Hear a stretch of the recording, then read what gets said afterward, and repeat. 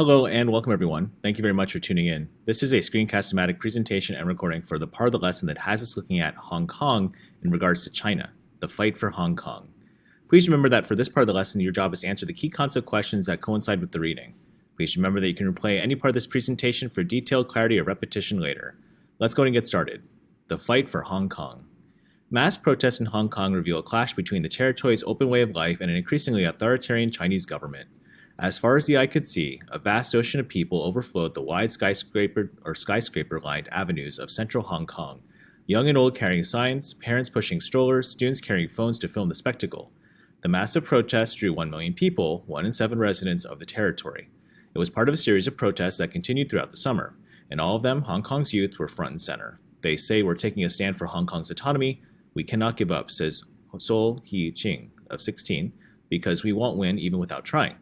The protests began in June over a proposed law that would have made it easier to transfer criminal suspects from Hong Kong to mainland China. While Hong Kong is known for its independent courts, China's judicial system is controlled by the Communist Party and plagued by corruption. Critics worried that the law would force political opponents in Hong Kong to face trial in China. More importantly, people saw the bill as a symbol of China's growing power over everyday life in Hong Kong, which is a semi-autonomous region within the communist country. There will be a moment that mainland China will be completely take over Hong Kong, says Danny Chan, 25, who joined a recent protest. As Hong Kong citizen, the best we can do is to postpone it. Now, in response to the huge demonstrations, Hong Kong's chief executive shelved the proposed extradition law in mid-June, but the protests continued and were still going strong in August. One country, two systems. Hong Kong is a complicated place. Although it's part of China, it's treated differently because of its unique history. For more than 150 years, Hong Kong was a British colony, and additionally, under Britain, it became a major international trading port and evolved into a westernized society with a tradition of free speech and vibrant press. The rest of China has been one-party communist state ever since 1949. In 1984, Britain and China signed a treaty to return Hong Kong to Chinese rule in 1997, but Hong Kongers worried that the transfer would threaten the freedoms that they'd long enjoyed. As part of the handover, China agreed to a compromise known as one country, two systems. Under this arrangement, Hong Kong would operate under different rules from the rest of China for 50 years. The city's capitalist financial system would remain in place, and freedom of speech, assembly, and religion, as well as free press, would be guaranteed. There are no such protections in mainland China. Though economic reforms have led to decades of explosive growth and made China's economy second and the largest in the world after the US, the Chinese government denies basic freedoms to its 1.4 billion people. Political opponents are absolutely imprisoned, and routinely imprisoned, and tens of thousands of censors, part of the Great Firewall, monitor chat rooms and block websites critical to the government. Some fear that protesters in Hong Kong will meet the same fate as those massacred by the Chinese military 30 years ago while demonstrating for democracy in Tiananmen Square in Beijing. But others say that China wants to avoid bloodshed in Hong Kong, and Chinese leaders know that the crackdown would damage both China's reputation and Hong Kong's booming economy. Some of the protests have turned violent, with police using tear gas on demonstrators and a small minority of protesters throwing bricks at the windows of government buildings.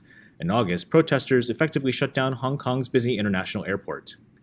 Tightening its grip. 5 years ago, Hong Kong experienced another series of mass democracy demonstrations that became known as the Umbrella Movement. For the umbrellas, the protesters used to shield themselves from tear gas and police fired at them. Those protests paralyzed the city's commercial center but failed to win any reforms. Since then, China's Communist Party has been gradually exerting more influence over Hong Kong. The pressure reflects a broader crackdown against dissent in China and under the rule of President Xi Jinping since 2012. In particular, over the past 6, 7, or 8 years, we have seen Beijing tighten its grip over Hong Kong, says An Sun Chan, a former official in Hong Kong's government. Hong Kong's free press is already feeling the pinch. Executives at the most vocal pro-democracy newspaper Apple Daily say the Chinese government has told large companies to pull advertising.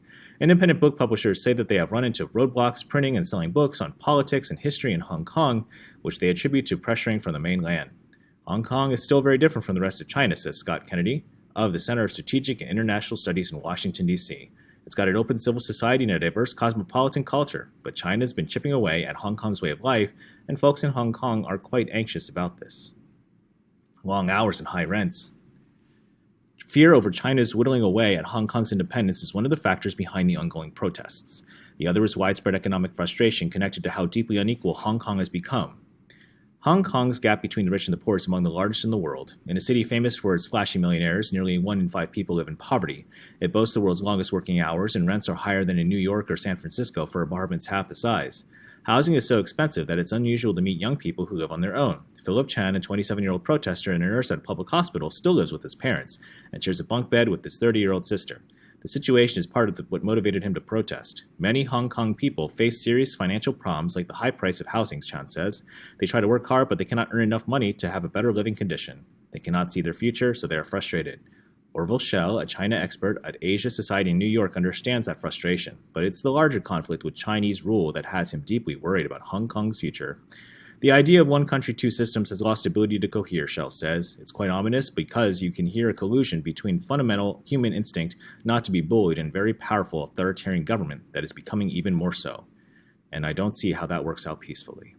So only time will tell, guys, the reality of what happens in Hong Kong and, of course, the relationship status between Hong Kong and mainland China. Time will tell. Please stay tuned. Thank you very much for tuning in, and good luck with completing the rest of the lesson.